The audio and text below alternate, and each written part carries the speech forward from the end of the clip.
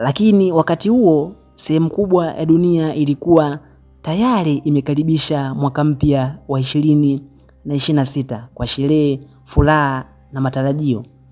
Lakini kuna taifa moja barani Afrika kilichoendelea, wenyewe waliendelea kuishi chini ya kalenda ya kipekee tofauti na kalenda ambayo inatumika ulimwenguni.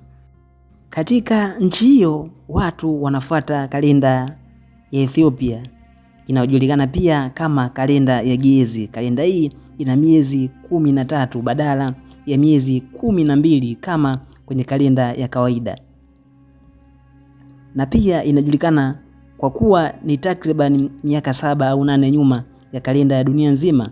Kwa mfano, wakati tunasema ni mwaka 2026 huko Ethiopia bado wanaishi mwaka 2018 kulingana na kalenda yao ya asili.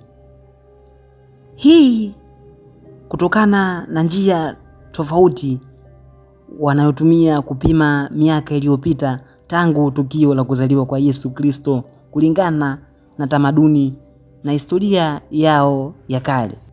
Na hii pia inamaanisha kwamba ingawa dunia nzima ilibadilisha mwaka wao Januari 2026, lakini huko Ethiopia walikuwa tayari miezi kadhaa katika mwaka wao 2018, pamoja na mila na tamaduni zao za kipekee ambazo zinahifadhi historia yao ya tamaduni na kidini.